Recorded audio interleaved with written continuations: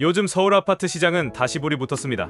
거래량이 폭발적으로 늘어나면서 6월에는 무려 12,000에서 15,000건까지 예상되고 있습니다. 2020년 이후 보기 힘들었던 속도의 패닉바잉 현상이 재현되고 있는 셈이죠. 더 무서운 건 강남만의 이야기가 아니라는 점입니다. 마포, 성동, 동작 등 준상급지까지 매수세가 번지며 연일 신고가 퍼레이드가 펼쳐지고 있습니다. 강남은 부자 동네라 나와 상관없다 생각하시겠지만 내 집 근처가 오르면 순식간에 불안 심리가 확산됩니다.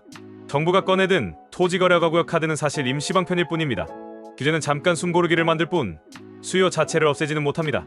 실거주 요건을 붙여도 결국은 어떻게든 사게 됩니다. 규제가 강해지면 풍선처럼 수요는 다른 지역으로 흘러갑니다.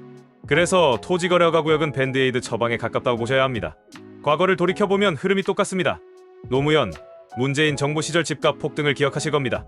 문재인 정부는 집 사지 마라로 외쳤지만 공급은 늘 더뎠고 세금 규제는 오히려 시장을 뒤흔들었습니다. 신뢰를 잃은 국민들은 결국 패닉과잉에 나섰습니다. 공급 대책은 늘 있었지만 늘 구호뿐이었다는 점이 가장 뼈아픕니다. 이재명 정부는 세금 규제는 최소화하고 공급 확대로 승부수를 띄우고 있습니다. 방향은 바람직하지만 현실은 냉정합니다. 3기 신도시 입주는 빨라도 2028년 이후이며 4기 신도시는 계획만 무성합니다. 재건축 재개발은 주민 갈등과 지자체 승인 등으로 속도가 거북이입니다. 국민들이 체감하기엔 지금 당장 들어갈 집이 없다는 불안감만 커지고 있습니다. 기준금리는 내려가는데 대출금리는 제한적으로만 떨어지고 있습니다. 즉, 자금줄은 아직 건재합니다. 정부는 LTV, DSR, 스트레스 DSR 같은 철벽 대출 규제를 유지하고 있지만 이 카드로는 잠깐만 눌러놓을 뿐입니다. 근본의 답은 결국 공급밖에 없다는 점이 다시 부각되고 있습니다.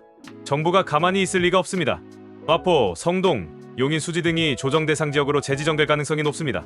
이미 40년 만기 대출은 막혔고 추가 대출 제한도 나올 수 있습니다.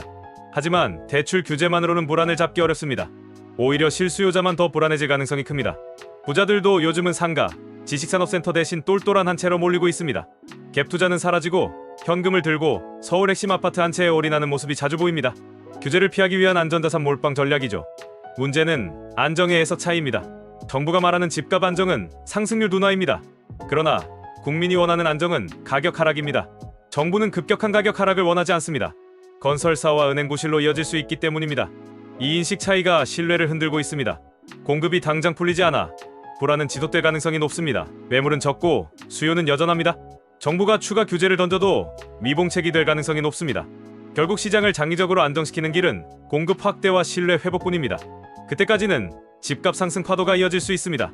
그렇다면 지금은 부동산을 사야 할 때인가요? 그것은 여러분들의 결정입니다.